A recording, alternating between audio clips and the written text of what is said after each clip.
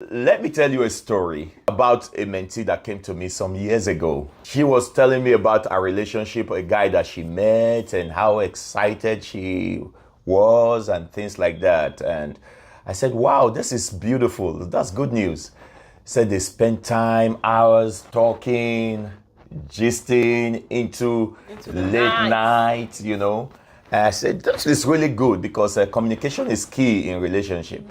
So at a point, I started asking her a few questions. What is his purpose in life? And she said, actually, we have not talked about that.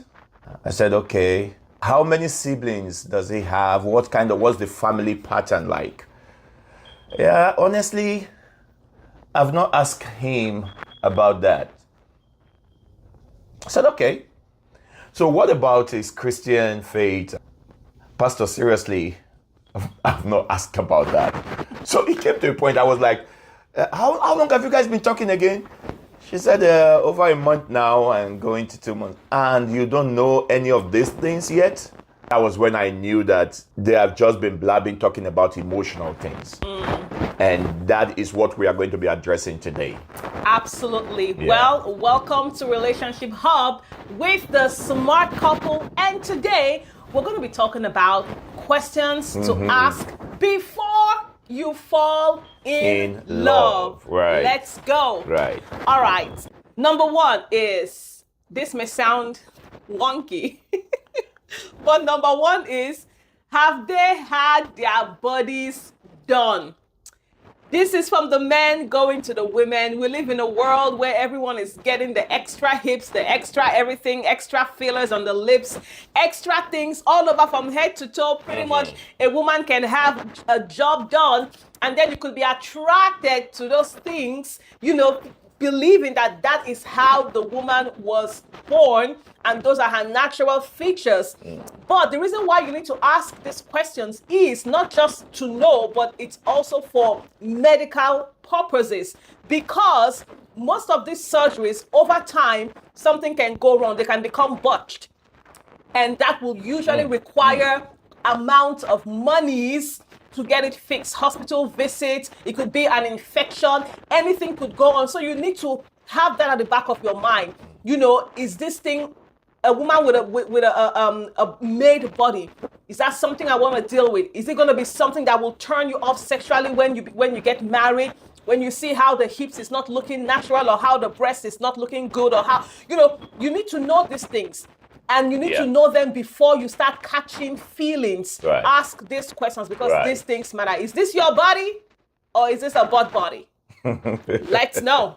Very important. Very important. So another one we're going to be addressing is what's the person's goals and purpose in life. These are things that are so important to know. Is the person going in the same direction with you in life? I remember when my wife met me, she was asking, when she knew I'm a pastor, and initially she said she really don't want to stand with a pastor. She don't want to marry a pastor. But as we got talking, she started understanding that beyond just being a pastor, there is more. So things like that, we need to address it. You need to know, where is this person going? One of my mentee also came to me one time and was talking about a guy that she met. And he was asking the guy this question. So what do you do, or what's your purpose? What's your future? Or what do you want to do later? And he said, well, I have not really made up my mind, but anything you want me to do. What do you want to study? I don't know, but if you want me to study nursing, I can go into nursing. So indirectly, the guy is asking the lady whatever she wants him to do. That's what he's open to it. So that means there's no focus, there's no goals.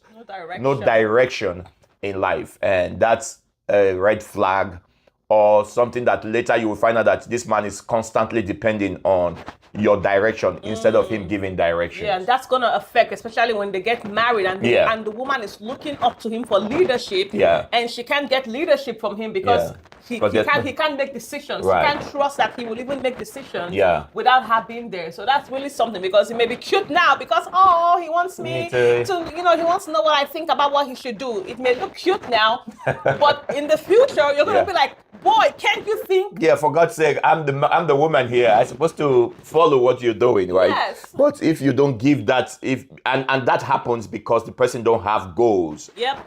purpose, where he sees himself in the next 5 years. Every company, when they want to employ you, they ask you, where do you see yourself in the next 5 years That's or right. 10 years? Yeah. That means what's your goal for yourself? Because that will help in the way you do the activity, where you work today. Yes. Right. Absolutely. So the next one that I'm going to talk about, questions to ask before you catch feelings, is, honey, you got to ask them, were you born a girl or a boy? Is this the gender that God gave to you, or did you go and have reconstructive things going on? This is such a serious question, because these days the power of medicine has made it so much so that somebody could have transitioned from a man to a woman and vice versa, and you can hardly tell. Very true. Except sometimes by the discernment, especially those who transition from a very young age. They had the reconstructive surgery on their faces, all the hormones from when they were teenagers, and now you can't really tell if they're a man or a woman. You need to ask these questions.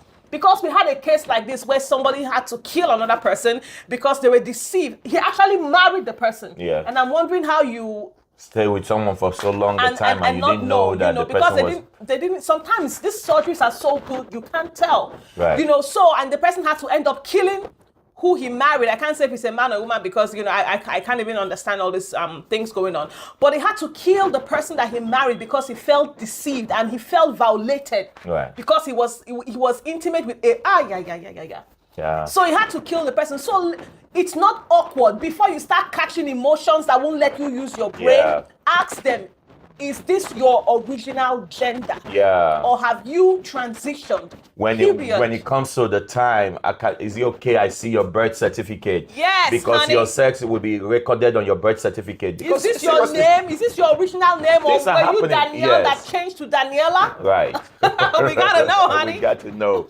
Very important, because, honestly, deception. I think in some situations like that, some people will file for annulment, not even divorce. Oh, annulment. Because it was a marriage under deceit. Another part we are going to be addressing is the issue of cultural values. Now, let me establish first before I continue, so that you don't think I'm downplaying culture. Every human being, every child born is a product of his culture. Yep. There are some culture that limits the way we see things. Yes, the way we see life. Yes. Is the person open to embracing people from different cultural values? Is the person so knitted or hooked to his culture that he is not even open to consider someone else's culture? Someone that is open to accepting or seeing the view of other people can compromise to an extent. I think more than that is, if you're already dating someone, or if you want to consider dating somebody from a different culture than you, first of all, you need to know what those values are. For example, Indians are very strong when it comes to some certain things they do in their culture. For example, parents living with the children, it's a normal thing. Mother having a lot of say in how they run their home.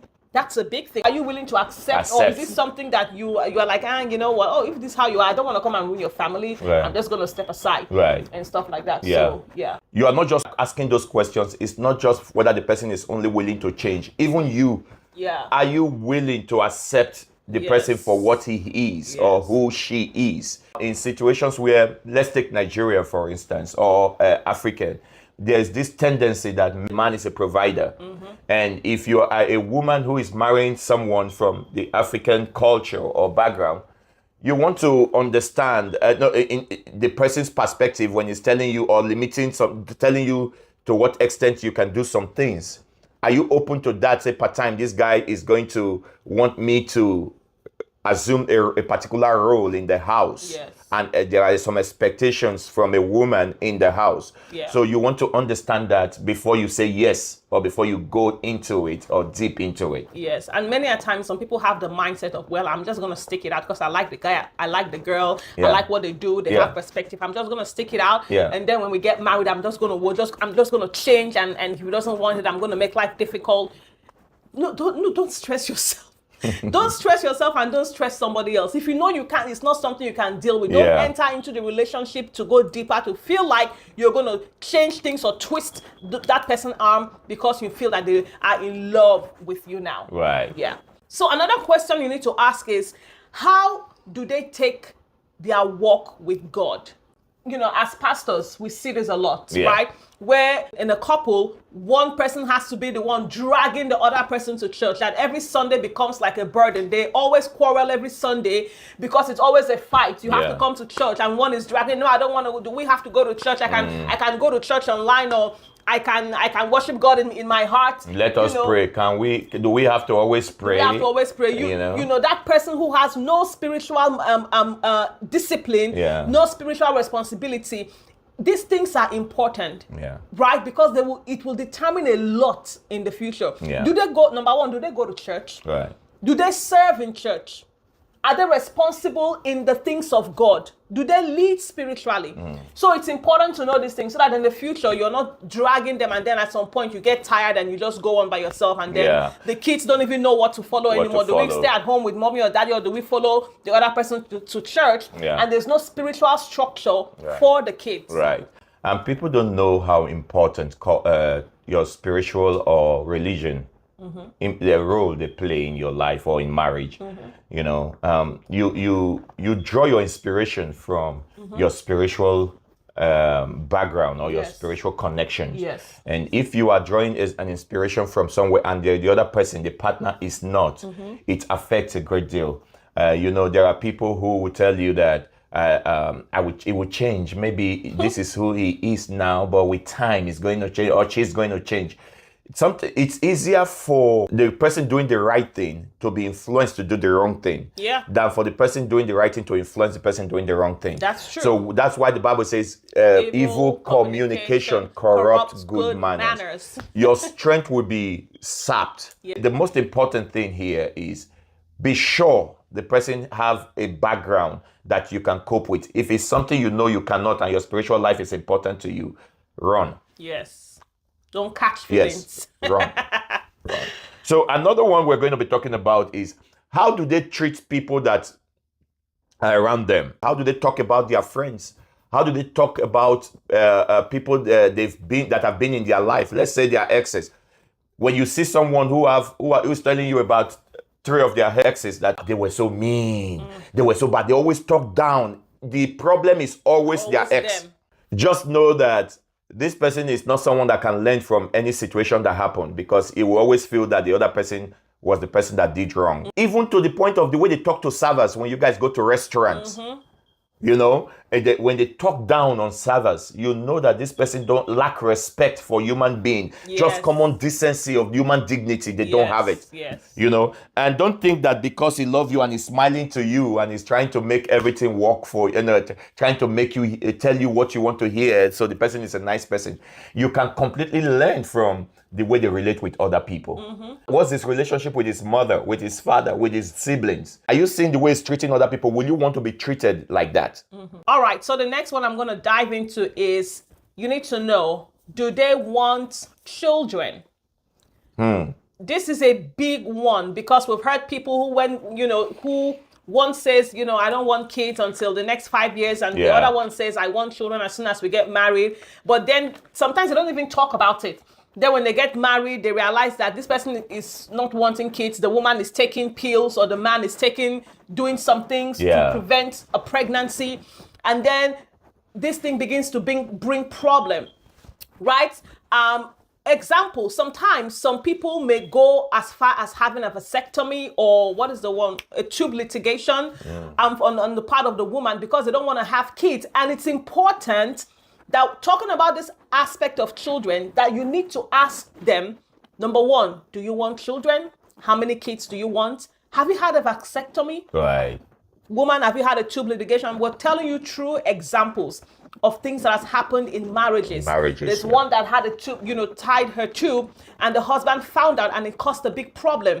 There's another one who as well doesn't want kids, and the wife wants kids, and they bring up issues. Yeah. So before you fall deeply in love, you need to know these things. Whether they answer you jokingly, no matter what the situation is, probe into it, because these things in the long run will cause what they call irreconcilable differences. And the questions that you'll be asking doesn't have to be like a An question, interview question Yes, and answer. So sit down. So do what you want is children? no? You guys can just, as you guys are just talking, say, so what do you think about children? Or casually, just bring it out. You will hear his opinion from when he knows or she knows that doesn't see it like it's a question and answer section. Yes. A session. So please, very important to take note of this thing. Another one we're going to talk about is family history. This is a big one. Family history plays a lot of roles in people's life. Do you know why when you go for an interview, they ask you about your, no, not just even your background check, about your where you're working now, how long have you been there? Yeah. Why, what is good, what do you like about that place? You know, they ask you questions, they want to know where you're coming from. Yes. What's your work ethic like? Are you the type that jump from job to job? You said you've been here for 6 months, and the job you're doing now, you've been there for 6 months, and you are looking for another job already. They want to know, oh, was it a contract or was it so why are you leaving the job? Because that may be it will be a replay in their own company. Yes. So family history is so important. As the person comes from a lineage of family divorce, people just being they don't take marriage seriously. The parents have divorced and they've been married to another one is divorced. They've been married to another one. Are divorced. Yes. Or are they coming from a home where there's a lot of physical abuse and things like that? What is his opinion about that? What is her opinion about that? You want to look at it because two things could happen for someone who is coming from a challenged home. When I mean a challenged home, a home where they are having a physical abuse. Yes. Some of them it could affect them in a way that they'll think that it's a normal thing. Then, true story. Yes, they'll think it's a normal thing and they will replay it in their own life. Or another way it affects them is some of them will decide, 10% of them or of people like that would decide to say, because of what I went through when I was growing up, I would not want my children to go through that. Yeah. So they'll fight against it. So when you ask about background, their history, when you know it, ask them what their opinion is about it. How do you see it? Is it a big deal? Should a man hit a woman or should a woman hit a man? Or my mother have been hitting my dad. So it's not a big deal as long as it does not kill anybody. Once you start hearing those kind of things, please know that this is not what you want to do. Especially like when we're getting my wife and I, during our courtship, I ask crazy questions. Not even courtship. We're just friends. We're friends, yes. We're not courting, We're just talking. Yes. Friends. Yeah. I'll be asking her some questions. What do you think about divorce? What will a man do to you that will make you say you are done or you are going to divorce? Deeper question. We just don't want to go peachy here. Yes. Deeper questions. Yes. We ask a lot of questions, and it's so important to know. And also concerning the health. Yes. You want to know. In those days, you know what forefathers do. Even now, they do it now. In Africa, I'm not sure. If there's any Indian watching, please let us know. Do they do this in India as well? Because I know most of those. They will look into the family background, the family history. Is there mental problem, mental issues in the family? They want to know untimely death, the madness, mental or people that issues, are So they want to know some of those things. And they would usually send someone like on a secret mission to go to the village, like the deep village where that person comes from. The person would go ask questions about this family, the name of this family and what is associated to them. Yes. You want to just share the story of the person that came to you about the sickle cell situation? Oh, sure. Yeah. Yeah. There was a guy who came to me. He was wanted to get married, a young man. He had his AS. And the girl that is dating is AS, and he was talking to me about it, and he wanted to know my opinion. And I just told him that it's good that two of you know now. Yeah. If you choose to go ahead, know that there's so many things you need to. So many battles. You make up your mind that you are going to face. Yeah. Because there's probability or there's tendency that you guys are going to produce SS. Yes. You know, and if you choose to go, say you want to faith it out, go with understanding and knowledge that this is what it is. But if you feel that you can avoid it now, why fight a battle that you can avoid? Yes. You know. And what was the outcome? Want to know the outcome? Yeah, the outcome. The guy stopped. The guy ended up ending he the had to end the relationship. They have a good conversation, and the girl understood. He understood, and they part ways freely. Another reason why this is important is this: if you have someone who there's constant the diabetes is running in their home, what is the step the person is taking? Let's say you know that there's diabetes running in your home and everything, and sugar is your friend, chocolate is your friend. Soda is your friend. Everything you just pack and drink. Careless. Then the person, you are wondering if this person, you came from this kind of home that there's tendency that some of these things can happen to you, and you are not conscious about it. Just know that that person is not conscious about his health or what could happen. I'm a pastor who believe in prayers, who believe in faith, who believe in miracles, but things you can avoid.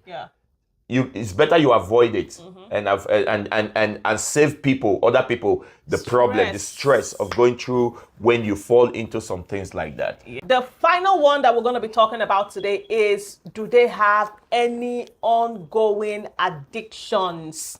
It could be addictions to video games, addictions to porn, addictions to gambling, weird addictions. You got to know.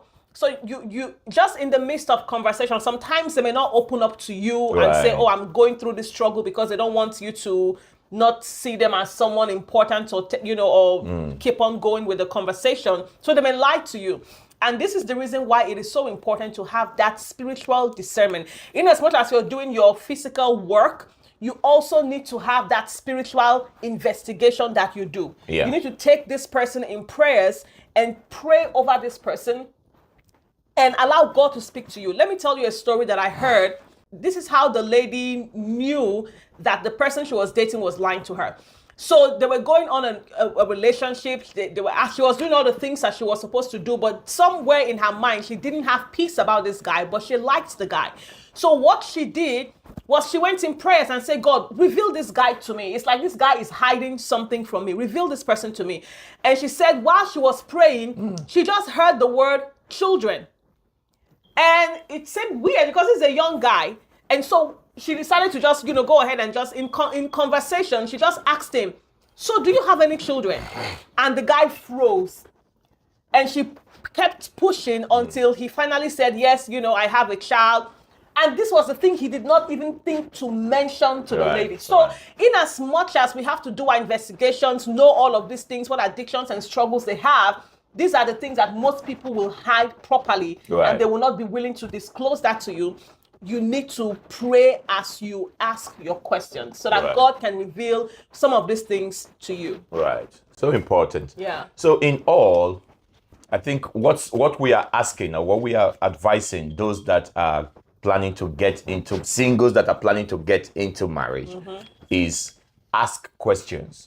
Don't just talk. Don't just let your talking stage be about real talking. Real talking before you step deep, get neck deep into the relationship. Before the goosebumps and the butterflies. It's so that your decision can be well informed. You can make an informed decision about, yes, I have put the pros and cons, and I think I can stay with this person. The weaknesses is something I can cope with. His strength make up for his weakness, or it's not something I can cope with. So it's so important to do that. Yes. And if you want to know more, you can get our free ebook from our website called 23 Questions to Ask Before You Fall in Love. It's a free book and it's up on your screen right now. You can download it, read it, and share it with all your single friends. Also, if you want to be part of the Relationship Hub community, you can go on the website that is up on the screen right now. And don't forget to like, share, subscribe, and comment on this video. And we will see you next time. Thank you.